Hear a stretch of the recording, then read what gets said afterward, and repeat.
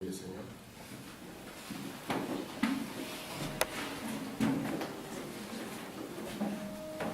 Seigneur Jésus, Dieu notre Père, nous venons encore une fois devant toi, Seigneur, de manière solennelle, pour bénir ton nom, Seigneur, adorer par ta présence, ô Dieu, sachant que tu nous as fait le privilège, ô Dieu, d'être appelés, ô Dieu, par cet appel que Malachie 4 a lancé. Seigneur Jésus, nous venons ici dans l'expectative de ce que tu vas nous dire, ô Dieu. Tu nous as dit que l'homme ne vivra pas de pain seulement, mais que l'homme intérieur, c'est lui qui vient du ciel. Amen. Il vit de toute parole qui provient de la bouche de Dieu. Et dans cet âge, Seigneur, tu as pourvu pour nous ta propre bouche, afin que l'homme intérieur qui est en nous, Seigneur, puisse ne jamais connaître ni la faim, ni la froideur du dehors. Ainsi, Père, est-ce que tu prennes ces moments entre tes mains et que tu puisses, oh Dieu, nous inspirer. Oh Dieu, comme il est écrit, que toute parole est bonne, afin de redresser, de corriger l'homme de Dieu, et qu'il puisse en être ainsi, Père. Alors que ta parole va sortir, que les bénédictions consacrées qui accompagnent la parole puissent se faire, Seigneur. Est-ce que les miracles, Père, les signes et les prodiges accompagnent la prédication de la parole, alors que nous nous abandonnons à toi, au nom de Jésus-Christ, notre Dieu. Amen. Amen. Nous allons ouvrir la Bible dans 1 Corinthiens au chapitre 2. Et nous allons lire du verset 1er jusqu'au verset 16. Nous allons lire en fait tous les chapitres.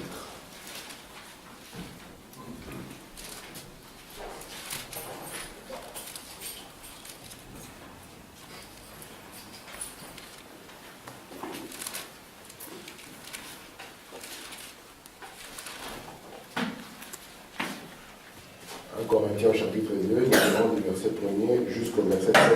Je lis la Bible au nom de Jésus-Christ. Il est écrit ceci: pour moi, frères, lorsque je suis allé chez vous, ce n'est pas avec une supériorité de langage ou de sagesse que je suis allé vous annoncer les témoignages de Dieu. Car je n'ai pas eu la pensée de savoir parmi vous autre chose que Jésus-Christ et Jésus-Christ crucifié. Moi-même, j'étais auprès de vous dans un état de faiblesse, de crainte et de grand tremblement. Et ma parole et ma prédication ne reposaient pas sur le discours persuasif de la sagesse, mais sur une démonstration de l'esprit et de puissance. Afin que votre foi fût fondée, non sur la sagesse des hommes, mais sur la puissance de Dieu. Cependant, c'est une sagesse que nous prêchons parmi les parfaits. Amen. Je répète. Cependant, c'est une sagesse que nous prêchons parmi les parfaits, sagesse qui n'est pas de ces siècles, ni des chefs de ces siècles qui vont être anéantis. Nous prêchons la sagesse de Dieu, mystérieuse et cachée, que Dieu, avant les siècles, avait destinée pour notre gloire. Amen. Mais comme il est écrit, ce sont des choses que l'œil n'a point vues, que l'oreille n'a point entendues, et qui ne sont point montées au cœur de l'homme, des choses que Dieu a préparées pour ceux qu'il aime. Dieu nous les a révélées par l'Esprit, car l'Esprit sonde tout, même les profondeurs de Dieu. Lequel des hommes, en effet, connaît les choses de l'homme si ce n'est l'Esprit de l'homme qui est en lui? De même, personne ne connaît les choses de Dieu si ce n'est l'Esprit de Dieu. Or, nous n'avons pas reçu l'Esprit du monde, mais l'Esprit qui vient de Dieu, afin que nous connaissions les choses de Dieu que Dieu nous a données par sa grâce. Et nous parlons non avec des discours qu'enseigne la sagesse humaine, mais avec ce qu'enseigne l'Esprit, employant un langage spirituel pour les choses spirituelles. Mais l'homme animal ne reçoit pas les choses de l'Esprit de Dieu, car elles sont une folie pour lui. Il ne peut les connaître parce que c'est spirituellement qu'on en juge. L'homme spirituel, au contraire, juge de tout, et il n'est lui-même jugé par personne. Car qui a connu la pensée du Seigneur pour l'instruire? Or, nous avons la pensée de Christ. Amen. Amen. Que Dieu ajoute de bénédiction à la lecture de sa parole. Nous pouvons nous asseoir. Je vous salue tous au nom de Jésus-Christ. Amen. Je vous remercie d'être là. que nous puissions avoir ce petit moment d'entretien autour de la parole de Dieu. Et comme vous savez, nous sommes en train de traiter d'un sujet qui est capital pour notre vie. Parce que nous sommes en train de parler du principe pensée. Et vous savez, Frère Branham dit, vous pouvez avoir une voiture. Elle peut être une belle voiture, une grande voiture. Et vous pouvez connaître toute la mécanique qui constitue votre voiture, savoir qu'il y a un moteur, qu'il y a des pneus. Mais si cette voiture ne peut pas bouger de là où elle est, elle ne vous servira pas à grand chose. C'est pour cela que nous voulons aussi, après que notre mécanique soit en place, que nous puissions avoir une dynamique qui va faire entrer la chose en action. Amen. Et Frère dit la dynamique de cette église sera un nouveau remplissage. C'est ce que nous voulons voir en Dieu. Et nous voulons commencer là où Dieu a commencé. Parce que je crois que dans cette génération, Dieu sait encore que nous sait. De sorte que tout ce que Dieu était déversé en Christ. Amen. William Branham dit, lorsqu'on dit que Dieu s'est vidé, c'est différent de comme s'il a vomi simplement. En disant qu'il a vomi et quelque chose est resté. Frère Branham dit, le principe kénos, c'est que Dieu, il vient complètement d'un état et il prend complètement une autre forme. Amen. Et on le reconnaît dans le mystère réellement fait. Et William Branham nous montre qu'aujourd'hui, mes frères, vous devez être conscients de ça. Sinon, vous allez finir par être des religieux. Et ce message n'aura pas trouvé son impact. Et remarquez, alors que Jésus était un des desseins de Dieu, le but final de Dieu, c'est qu'il voulait être le tout en tous. Donc Dieu voulait prendre votre forme. Dieu voulait prendre ma forme. Lorsque nous disons ceci, ce n'est pas un slogan, c'est la pure vérité. Amen. Amen. Parce que Dieu l'a confirmé dans cet âge. Lorsque les attributs qui étaient sur Jésus-Christ, nous l'avons trouvé sur les membres de l'Église. Comment cela s'est passé? C'est par l'union invisible. De sorte que Dieu s'est uni à l'homme. Remarquez, quand Jésus est venu, il a ramené le pont. Le pont qui devait ramener Dieu et l'homme en contact. Amen. Et c'est ça la dynamique qui doit accompagner notre vie. Frère Branham dit qu'il y a une différence entre un chrétien et un non-chrétien. Et William Branham dit que cette différence, c'est la présence de Dieu. Amen. Amen. Et cette présence de Dieu, elle n'accompagne pas que le prédicateur. Elle est censée accompagner n'importe quel frère. Amen. Parce que vous savez, la prédication, c'est simplement une élévation par privilège. Mais nous croyons que nous tous, dans le corps du Seigneur, nous devons faire quelque chose. Amen. Amen. Parce que Dieu nous appelle et nous donne cette parole afin que Dieu puisse compter sur nous. C'est ce que William Branham dit. Lorsqu'il y aura un besoin quelque part, peut-être que ça sera au travail et l'homme tombera, que la médecine ne pourra plus rien faire pour lui. Il y aura un frère qui s'avancera. Il dit, je connais mieux que la médecine. Amen. Amen. C'est ce que nous voulons voir. Amen. Amen. Remarquez, je vais repartir de la citation que j'avais lue la dernière fois. Je suis dans Regardant l'invisible, que William Branham nous a prêché le 3 octobre 1958. Vous savez, le Seigneur est merveilleux. Amen. Amen. Est-ce que vous aimez Jésus? Amen. Ah, merci Seigneur. J'aime les gens qui aiment le Seigneur. Amen. Frère Branham dit, il dit, les gens m'ont traité de démons. Ils m'ont traité de tous les noms. Il dit que, mais je me suis arrêté à un moment. Il faut le faire dans votre vie. Vous vous arrêtez à un moment et vous regardez votre cœur. Amen. Vous regardez, vous checkez profondément votre cœur. Frère Branham dit, je me suis posé une question. Moi aussi, je me suis posé cette question aujourd'hui. Il dit, je me suis posé la question, comment est-ce que je peux être un démon et j'aime le Seigneur comme ça? C'est ça. Il dit, non, j'ai compris que non, il doit avoir un souci quelque part. Il faut que dans votre vie, dans votre intérieur, vous sentez profondément que vous aimez le Seigneur, que vous aimez ces messages. Vous sentez vraiment que c'est quelque chose pour lequel vous pouvez donner tout. Amen. Amen. Parce que c'est la chose précieuse que Dieu a fait. Amen. Remarquez ici, Paul dit, il dit, nous avons la pensée de Dieu. Parce que Paul avait la pensée de Dieu pour son temps. Et remarquez, le peuple à qui Paul a prêché, il n'a pas donné que des paroles vaines, mais il leur a donné la pensée que Dieu avait pour son temps. Et aujourd'hui, William Branham dit, nous avons dépassé l'âge de l'œil. Vous savez cela? C'est Frère Branham qui l'a dit. Il dit, nous sommes entrés dans l'âge de l'intelligence. Et dans l'âge de l'intelligence, c'est l'âge de la pensée. De sorte que ce qui était caché dans l'arrière de la pensée de Dieu, William Branham l'a apporté. Et quand il l'a apporté, cela a vivifié les Écritures. Amen. Et cela est devenu pour nous la bonne nouvelle. Amen. Amen. Écoutez, Frère Branham, je suis dans Regardant l'invisible. Je commence au paragraphe 11. William Branham dit ceci. Maintenant, l'homme ne vivra pas de pain seulement, mais de toute parole qui sort de la bouche de Dieu. Et l'homme, être humain physique, prendre soin de cet être physique, ce n'est pas la seule raison pour laquelle Dieu l'a placé sur la terre. Parce que ce qu'il fait avec son être physique signifie très peu de choses. C'est son âme qui compte. C'est l'homme intérieur qui ne provient pas de la terre. Il provient du ciel. C'est la partie éternelle de l'être humain. Pourtant, il est étrange qu'il essaie d'arriver à comprendre sa propre voie. Et nous trouvons, c'est tellement dans les Écritures, que quand un homme choisit de marcher dans sa propre voie et de faire ce qui lui semble bon, Dieu l'abandonne simplement. L'homme ne doit pas penser de lui-même. Vous comprenez ça? Amen. Il doit laisser la pensée qui était en Christ être en lui.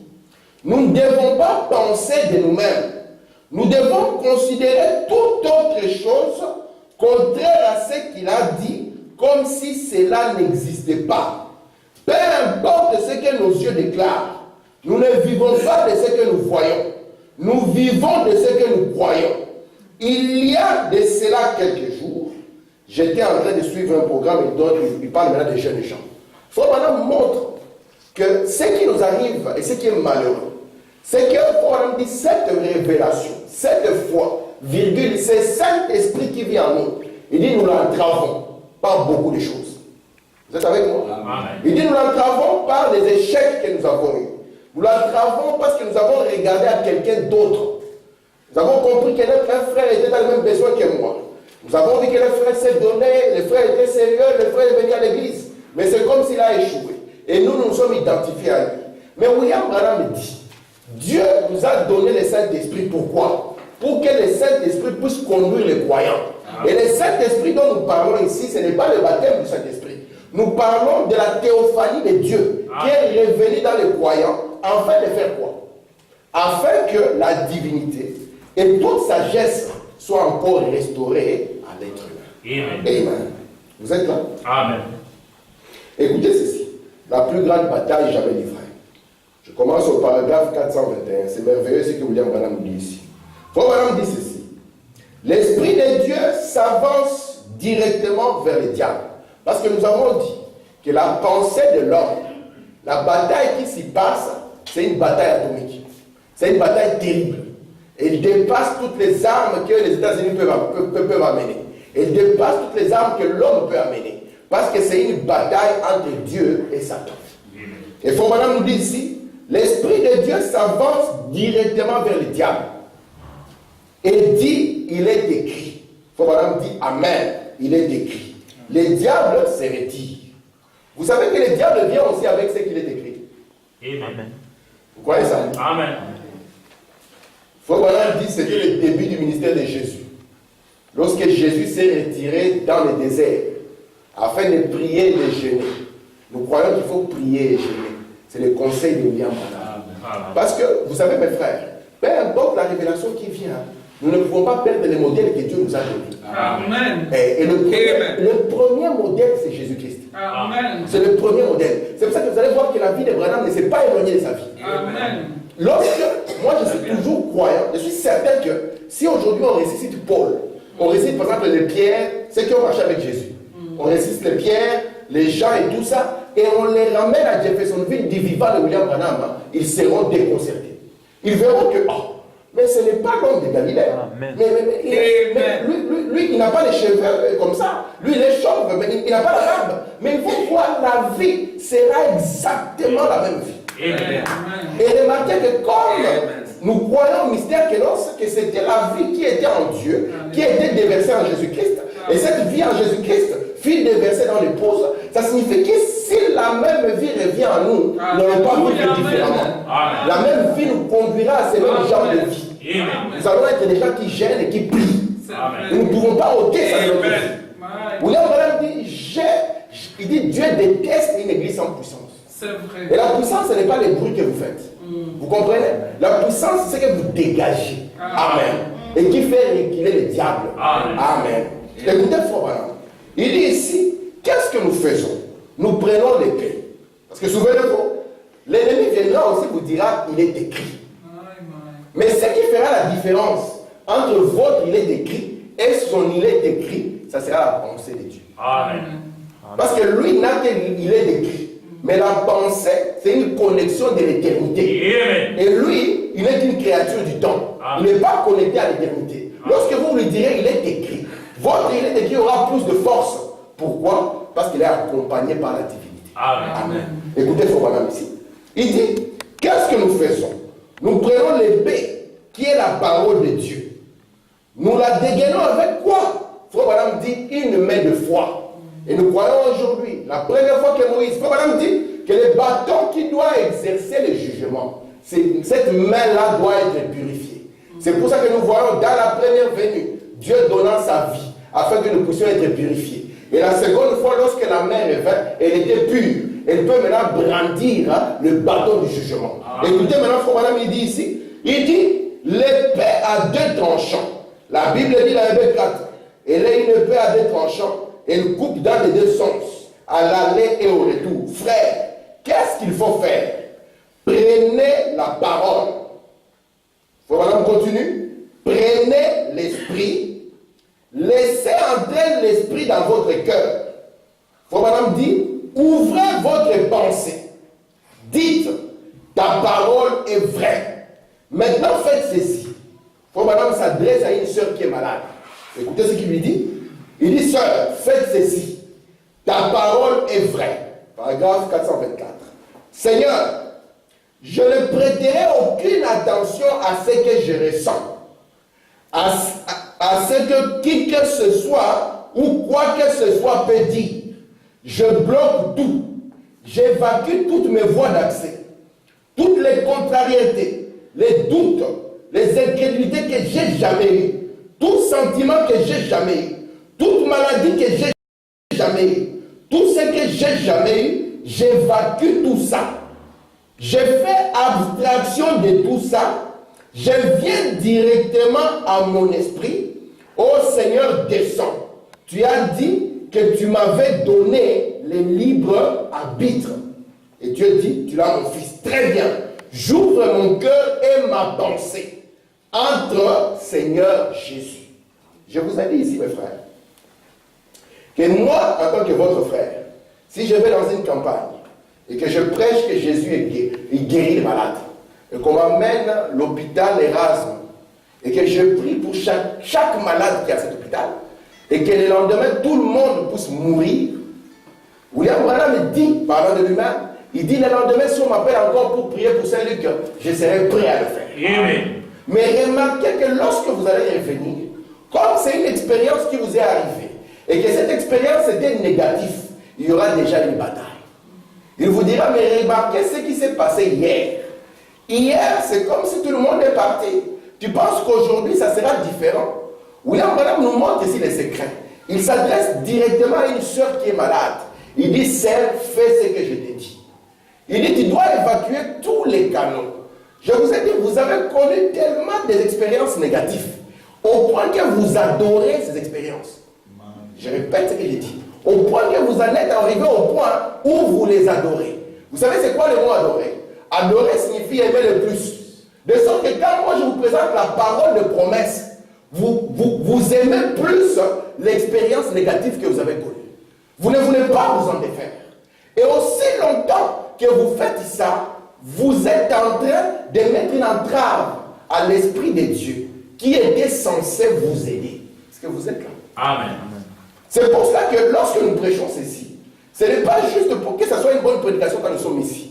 C'est juste quand nous allons sortir au dehors. Amen. Et que les problèmes vont commencer. Que votre pensée n'aille pas ailleurs. Que votre pensée dise, je suis un soldat qui fut préparé à cette bataille. Amen. Frère Branham dit, Dieu vous a donné un libre choix, le libre arbitre. Et c'est de vous-même que vous dites, non, moi ça fait longtemps que cette situation dure. Et je crois que c'est très difficile pour que je puisse m'en sortir. C'est un choix que vous faites vous-même. Je mens? Non. Vous pouvez faire un choix différent. Je vais avoir mal aux yeux. Le pollen m'attaque de manière grandement. Ça me menace, ça me frappe. J'ai mal aux yeux, je souffre. C'est un choix que je peux dire, maman Esther, si je souffre à mort. C'est aussi un choix que je puisse dire, je ne souffre pas. Vous le croyez? Amen. C'est aussi un choix. Tout dépend de là où je dirige mon boussole. Parce que vous ne pouvez pas prendre le train qui va en Afrique et penser que vous allez vous retrouver en Italie. Non. Vous devez prendre la bonne route. Dirigez votre boussole vers le chemin qui a des résultats. William Branham dit que nos soucis, nos inquiétudes, nos lamentations n'ont aucune vertu. Amen. Donc si nous dirigeons notre boussole dans ce sens, sachez qu'il n'y a aucune vertu et aucun secours qui viendra de ça. Amen. Amen. Aujourd'hui, il est très difficile. Après avoir écouté la parole, que vous rencontrez un chrétien dans la difficulté, il dit, aujourd'hui, je vais parler différemment. Je crois, mon frère, que c'est mon jour aujourd'hui. Amen. Amen. Amen. Écoutez, je continue, Frère Branham en train de dire ceci. Il dit, paragraphe 86, saisissez la foi, cette épée de l'esprit. Ainsi dit le Seigneur. Criez Alléluia, Amen. Ensuite, abattez tous les ennemis devant vous. Voilà. Tranchez tous les ennemis. S'il y a une espèce d'esprit fantomatique qui fait que vous vous sentez, retranchez-moi ça avec la parole de Dieu. Amen. Mais, faut même dire, notre force, c'est la joie de l'Éternel est ma force. Amen. Éloigne-toi de moi, vlan. Tranche-le par la parole. Remarquez, si Jésus, lorsque Pierre est venu, parce que Pierre est venu avec une pensée qu'il a exprimée. Il a dit, Seigneur, nous t'aimons. Tu es vraiment le Seigneur que nous attendions. Tu es le roi d'Israël, nous croyons en toi. Tu es notre pasteur. Quelle va devenir l'église toi, si toi tu meurs? Ne meurs pas, Seigneur. Remarquez, est-ce que Jésus a fait attendre les débats? Non, non. Il a arrêté net. Il a dit, arrière de moi, Satan. Car les pensées que tu as ne sont pas les pensées de Dieu. Et Jésus, dans toute sa vie, n'a jamais voulu être déconnecté de la pensée de Dieu.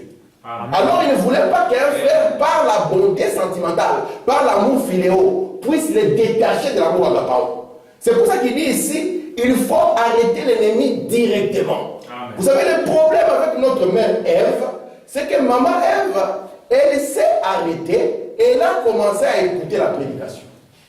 Elle a commencé à recevoir cette pensée qui était différente de la pensée de Dieu. Et remarquez, ça n'a pas étonné. Comme son boussole était maintenant dirigé vers l'autre sens, vous avez vu les résultats que cela a produit. Amen. Amen. Est-ce que vous êtes là? Amen. Bon, maintenant on continue, il dit ici. Écoutez, il dit, dégainez la parole par l'épée. La première fois que vous donnez un grand coup, cela n'a pas l'air de bouger. La première fois que tu donnes un grand coup, tu dis, ok, on va prêcher. Je suis malade, je déclare que je suis guéri. Est-ce que tu penses que parce que tu l'as dit que la bataille est finie? Non. La bataille vient de commencer. Alors là, tu sens que tous les symptômes d'allergie sont montés. Même ce que tu ne sentais pas, tu le sens juste ce jour-là. Vous êtes avec moi? Amen. Oui, là, madame dit, vous donnez un grand coup. Parce que là, on est encore au niveau de la pensée. Vous êtes avec moi? Amen. Amen. Vous dites, je suis guéri. Je déclare que mes problèmes sont terminés. Moi, maintenant, j'ai la solution. Remarquez, c'est le premier grand coup. Écoutez le prophète. Le prophète dit ceci. Il dit, vous donnez un grand coup. Ça n'a pas l'air de bouger. Il faut vraiment dire, donnez encore un grand coup. Et donnez encore un grand coup. Donnez encore un grand coup. Amen. Et donnez des grands coups jusqu'à ce que vous fassiez un tour dedans. Très bien. C'est là où il faut madame nous dire, nous devons prier jusqu'à exaucement. Amen. Fois que tu as fait une petite prière, tu as oublié, tu pries, tu continues Amen. jusqu'à exaucement. Tu donnes un grand coup. Tu redonnes un grand coup. Il faut même continuer ici, comme un petit poussin qui sort de là. Amen. Vous savez qu'un petit poussin, quand il sort, personne ne l'aide. Hein? Amen. Et si vous avisez de l'aider, vous allez le tuer. Mais il commence à donner un grand coup. Quand vous voyez ça, vous avez pitié de lui. Vous dites, mes frères, tu ne vois pas comment tu souffres. Regarde là-bas, les symptômes là, lui il dit non, il est l'Éternel qui m'a déjà guéri. Amen. Il est en train de donner un grand coup. Parce que c'est qu'il se fait faire aussi, il donne aussi un grand coup. Il essaie de créer une brèche par laquelle il va commencer à... Gloire à Dieu. Amen. Amen. C'est pour ça que la Odyssée est appelée l'âge du cancer. Et remarquez, la même maladie fut déclarée dans cet âge. Et il commence toujours par une petite cellule. C'est comme une petite cellule. Une petite cellule qui va commencer comme une petite pensée innocente. Nous l'avons vu dans l'âge d'Éphèse, n'est-ce pas? Et cette pensée innocente, maman, elle va commencer à se développer. Et William Branham dit, le premier coup que vous allez donner fera comme si rien ne bouge. Il dit, vous ne vous découragez pas. Donnez encore un coup. Donnez un coup. Jusqu'à ce qu'il y aura un tout. Parce que c'est Dieu qui l'a dit. Amen. Amen. Amen. Je continue. Pour Madame dit ceci. Il dit, c'est comme un petit poussin qui sort de la vieille coquille. Il dit, et donnez des coups jusqu'à ce que vous fassiez un trou, comme un petit poussin qui sort de là. Un aigle dans votre cas. C'est ça. Continuez à sortir de cette vieille coquille de la maladie. Taillez-vous un chemin pour sortir et dites, Alléluia. Où est le suivant? Amen. Amen. Voilà la bataille. Voilà un soldat. Voilà les soldats de la croix. Oui, monsieur. Éliminez les ennemis. Amen. Amen. Mais écoutez la confession d'un chrétien dans les problèmes. Quand le chrétien se trouve dans les problèmes, il oublie qu'il y a Dieu. Pas étonnant que comme notre pensée est polluée, nous serons prêts à faire n'importe quel compromis. Et pourtant, aujourd'hui, mes frères, la première conscience que nous devons avoir, c'est que la divinité est retournée dans l'être humain. Amen. Je vous dis, Ève, lorsqu'elle était dans les jardins, Ève avait l'égalité avec Adam. Vous le croyez? Amen. C'est la chute qui a provoqué qu'Adam puisse dominer sur Ève. Mais elle avait l'égalité parfaite avec Adam. Et remarquez, elle s'est arrêtée un moment dans sa marche pour écouter une autre pensée. Et nous avons vu, la pensée dont nous parlons, c'est la pensée de votre propre chair. Lorsque vous serez confronté à différentes difficultés, quelle sera la manière dont vous allez vous comporter, vous, qui êtes Jésus-Christ aujourd'hui? Parce que je vais voir Jésus, mais je vais voir aussi Jésus en action.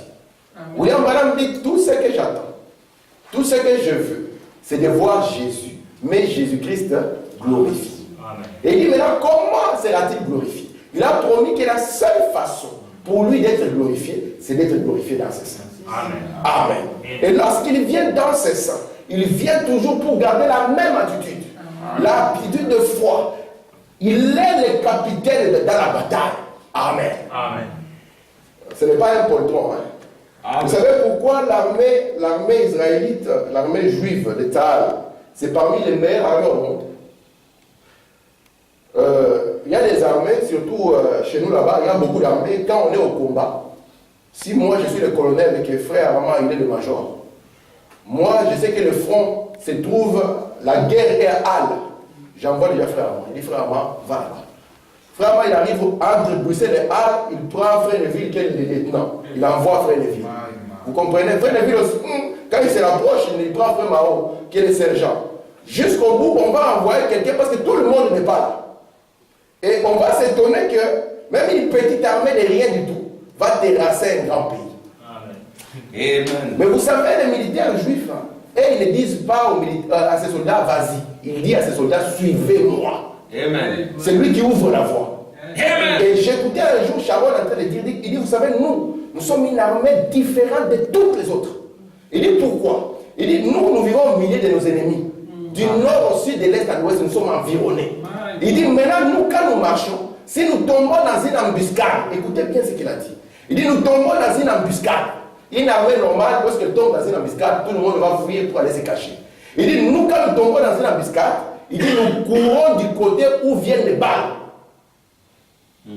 Il dit, c'est là, notre attitude déjà va déstabiliser les tireurs. Parce que quand on vous tire dessus, l'état normal est que vous puissiez fuir. Mais on tire dessus, la personne sur laquelle vous tirez, elle se dirige droit vers vous. Là, vous dites, ah, cette personne, elle sait ce qu'elle est en train de faire. C'est moi maintenant qui suis à l'insécurité. Il dit, si nous ne faisons pas comme ça, on va nous tuer tous un à un. Amen. Il dit, c'est notre attitude dans la bataille. Et ici, c'est la même chose. Vous êtes les soldats de la croix. Et vous ne combattez pas pour la victoire, vous combattez dans la victoire. Amen. Vous êtes les jours veilles, les jours de victoire. Vous êtes la preuve de la résurrection de Jésus. Vous êtes la preuve de tous les sacrifices que Jésus a fait. Vous en êtes les résultats. Et ici, Dieu dit, il dit, donnez un grand coup, même si ça ne bouge pas. Vous aussi dites, diable, tu as refusé de sortir les pieds. Moi aussi, je vais mettre pied contre pied. Amen. Et je ne veux pas reculer jusqu'à ce que la situation puisse reculer. Nous n'avons plus les chrétiens qui sont poussés à bout. Nous n'avons plus les chrétiens, nous avons maintenant des chrétiens très légers dans tout. Des gens qui ne peuvent pas dire, je vais chercher la face de Dieu. Jusqu'à ce que cette situation qui m'a malmené depuis longtemps puisse finir. On cherche à la place des super-hommes. Le temps de l'homme est fini. C'est le temps où Dieu. William Branham dit, je n'ai jamais voulu prêcher pour que les gens viennent remplir mon tabernacle. C'était l'objectif de Branham? Non. S'il devait remplir le tabernacle, il devait faire un stade. Si c'était ça son objectif. Mais il dit, je veux que l'homme et Dieu reviennent encore. Alléluia. Mais nous avons pris tous les mauvais exemples. Oh, le frère là, il a fait ça. Non, si le frère là a fait ça, c'est son problème. Ici, c'est la marche entre toi et Dieu. On ne t'a pas dit d'être les juges de ces frères-là. Au contraire, avec le poids de Dieu, tu devais prier pour lui. Amen. Parce que si la miséricorde de Dieu se retire de nous, je vous dis, frère, ça serait la catastrophe. Amen. Amen. Amen. Écoutez son voilà, dans sortir dans le. Je vais prendre ici, dans les œuvres que je fais, rendent témoignage de moi. J'aime beaucoup cette citation. Je l'ai déjà lu ici, mais je vais la répéter. Il y a longtemps, je l'ai lu. Faubourg dit ceci au paragraphe 9. Maintenant, la guérison n'est pas quelque chose pour lequel vous pourrez juste dire, eh bien, oui, je le crois, je le crois. Bon, ça c'est très bien. Si c'est la meilleure chose que vous puissiez juste faire, juste mentalement, et dire, eh bien, oui, je vois cela, je crois cela, j'accepte cela. Et d'ailleurs, quand quelqu'un est malade, il va venir pour que nous prions, parce que mentalement, il croit que c'est ça. Il faut vraiment dire que c'est la meilleure chose que nous pouvons faire. Tu es malade, tu dis, ok, dans ma pensée, Dieu il guérit. Ouais, je crois que Dieu, c'est lui qui nous a donné le psaume 103. Le verset 3. Vous savez que le docteur Moïse dans le désert, c'est avec ça qu'il a gardé Israël. Amen. Quand un enfant était malade, on venait. Docteur Moïse, vient intervenir. Il regardait dans son sac le trousseau du médecin. Il sortait le psaume 103, verset 3. Je suis l'Éternel, qui te guérit juste de la petite grippe. Non. Je suis l'Éternel qui ne sait pas guérir les cancers. Je suis l'Éternel qui ne peut pas ressusciter un mort. Il a dit, je suis l'Éternel qui te guérit de toutes. Il y a des maladies au temps de Moïse il y a des maladies au temps de Moïse, des maladies aujourd'hui qui n'existaient pas au temps de Moïse. Parce que Frère Branham dit, plus le monde va avancer, plus il y aura des maladies que la science ne saura jamais guérir. Parce que la science n'a jamais été aussi avancée qu'aujourd'hui. Peut-être au temps de Noé, c'était plus avancé. Mais la science aujourd'hui a fait un grand bond. Remarquez, si on retourne seulement de 300 ans, on retourne de 300 ans, on ne connaissait même pas les microbes. Hein. C'est pour ça que lorsqu'un homme était un visionnaire, maman, il est toujours mal compris. Un visionnaire est mal compris. Mais comme un visionnaire est poussé par une force, hein, on ne sait pas l'arrêter. Vous connaissez tous Louis Pasteur en France. Louis Pasteur a révolutionné la médecine. Avant, on pouvait toucher dans la boue et toucher dans la plaie de quelqu'un et dire qu'on est soigné. Mais lorsque Louis Pasteur a dit, il y a des petits êtres vivants, parce qu'il ne savait pas comment les nommer, il y a des petits êtres vivants qu'on ne sait pas voir à l'œil nu. Et ces êtres vivants, ça attaque l'homme. C'était les microbes au début. Ah, ils ont dit non, ça c'est la sorcellerie. Et ils ont imaginé des petits êtres avec des cravates, des voitures qui vivent dans les maisons. Et il a dit non, il faut maintenant que je puisse vous le montrer. Maintenant, quand il a pu développer la loupe, et il a dit, vous voyez, ce sont ces histoires, j'ai constaté que comme la médecine, à cette époque-là, la médecine, on ne stérilisait rien. Vous imaginez le nombre de morts qu'il y avait. Mais aujourd'hui, la médecine a fait un bond. On peut stériliser ceci. Mais remarquez, la médecine va arriver au point où elle te dira un jour, je ne peux rien faire pour toi. Amen. Mais si toi, tu te laisses marcher par l'homme extérieur, mais tu es un homme fini. Amen. Et ce n'est pas la faute de Dieu. Dieu t'a donné un autre moyen de t'en sortir. Frère Branham me dit ceci. Il dit, lorsque vous tombez malade, il est normal que vous allez chez votre médecin. Frère Branham vous conseille de le faire. Mais il dit que si une fois que vous arrivez là-bas, et que la médecine ne sait plus rien faire, sachez que Jésus peut encore faire. Amen. Amen. Donc même si moi je vais chez une autorité et que j'avais besoin d'un certain papier, si l'autorité dit que moi je ne peux rien faire pour toi, ça reste que j'ai quelqu'un. Amen. Je ne veux pas avoir des chrétiens comme s'ils sont tout seuls. Comme si quand la situation arrive, ils n'ont pas de recours. Peut-être notre recours n'est pas visible à l'œil nu. Mais il nous a donné l'épée. Vous pouvez donner, il faut donner un coup. C'est comme si ça ne bouge pas. Nous donnons encore un coup. Jusqu'à ce que ça recule. Permettez que je dise ceci. Quand madame dit ceci, il dit, je m'arrêterai à cette citation. Il dit, la meilleure chose que vous pouvez faire justement est dire simplement, eh bien, oui, je vois cela, je crois cela, j'accepte cela. Si donc vous l'acceptez sur ces bases, continuez à le dire sans cesse. Dites-le à haute voix. Amen. Dites cela à maintes reprises. Continuez seulement à dire, je suis guéri, je suis guéri. Dites-le jusqu'à ce que vous y croyez effectivement. Alléluia. Donc au début, quand vous allez commencer à déclarer ça dans votre pensée, vous n'y croyez pas encore. Parce qu'il y a quelque chose dans votre subconscient qui va rapporter quelque chose. Qui va vous dire, mais non, c'est comme si vous sentez, c'est comme si. Et Fort Branham me dit, donnez le coup, donnez-le encore, et encore, dites-le, je suis guéri. Amen. Je me lève, je suis guéri. Fort Branham dit, dites-le à haute voix. Même au médecin qui vous dit, ça n'est fini pour vous, on vous donne 3 jours, tu dis au médecin, tu me verras encore. Et si tu ne fais pas attention, c'est moi qui va t'enterrer. Amen. Amen. Voilà, nous a dit, c'est comme ça. Il y a combien de chrétiens ont enterré les gens, qui les ont déclarés mourants et qui devaient mourir. C'est les chrétiens qui sont partis là-bas pour les enterrer. Amen. Les sœurs. Écoutez, voilà. Il dit ici, dites cela en maintes reprises. Continuez seulement à le dire. Je suis guéri, je suis guéri. Dites-le jusqu'à ce que vous y croyez effectivement. Et lorsque vous croyez, alors cela va se produire. N'ayez pas un témoignage négatif. Chaque fois que vous faites comme confession, eh bien, je me sens encore mal aujourd'hui. Je pense que, vous savez que nous-mêmes, nous pouvons vous pousser à témoigner négativement. Ah frère, c'est comme si tu ne te sens pas bien. Ah frère, ma femme, je sens qu'elle est là-bas aujourd'hui. Hey, je vais fermer toutes les fenêtres là, pour que tu sois bien, n'est-ce pas? Pour que le pollen n'entre pas. Vous, même si moi je prends cette position, vous dites simplement, je suis guéri. Amen. Parce que si moi j'apporte les pensées humaines, écartez Satan. Amen. Mais ne me jetez pas dans le problème.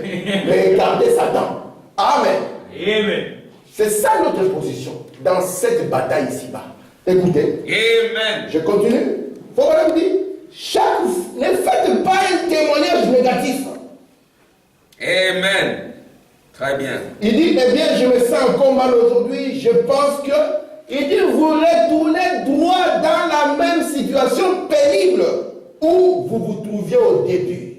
Il n'y a aucun homme, ni aucune femme qui est baptisé du Saint-Esprit, qui a commencé sa confession en disant, je crois que j'ai perdu l'esprit. Je crois qu'il m'a quitté. Je crois, vous allez du coup régresser, vous n'allez jamais, vous ne pouvez. Vous comprenez? Amen. Lorsque nous sommes venus au Seigneur, nous étions sûrs que s'il y avait un chrétien, c'était nous. Amen. Nous voulions même convertir le quartier entier. Nous voulons que dans la minute, papa, maman et tout le monde puisse croire. Et vous étiez là comme un chrétien fort, alors que vous n'aviez connu aucun front. Mais avec le front de la vie, nous nous sommes ramollis. Nous sommes devenus compréhensifs de la vie naturelle. Mais remarquez, frère Branham me dit que le surnaturel et le mystique, c'est ça la matière de l'âme, de l'épouse. Amen. Amen. Vous devez, peu importe, vous tel que vous êtes capable de contrôler n'importe quelle situation. C'est ce que vous ignorez. Amen. La seule des choses que vous avez, c'est que quand une situation arrive, vous commencez à vous agiter comme tout. Et quand vous agitez, ça montre automatiquement que vous n'êtes pas connecté avec Dieu. Amen. C'est pour ça que Branham nous a prêché le message, pourquoi crier? Et il a montré une scène où, à cause des pensées humaines autour du prophète Moïse, Moïse aussi a commencé à crier. Mais Dieu lui dit, Moïse, ne fais pas ça. Toi, tu es le Dieu vivant pour Israël. Vous croyez que Moïse était le Dieu vivant pour Israël? Amen. C'est William Branham. Amen. Maman, c'est William Branham. Soit nous sommes attachés à ces prophètes, soit nous prenons tout, soit nous disons, ah, frère Branham, ça devait Dieu pour nous. Nous allons continuer avec la Bible. Et la Bible devient un tombeau pour nous. Aimez ces messages.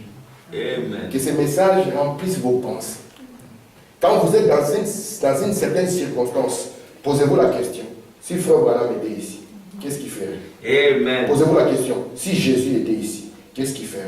C'est pour ça que Branham, quand il voulait prier pour un enfant, il disait, Seigneur, je ne suis pas digne pour prier. Mais Seigneur, tu n'as pas d'autre main que ces mains-ci. C'est ce que vous êtes. Amen. Amen. Amen. Écoutez encore. Alors que je finis. Toujours dans les œuvres que je fais. Frère Branham dit ceci.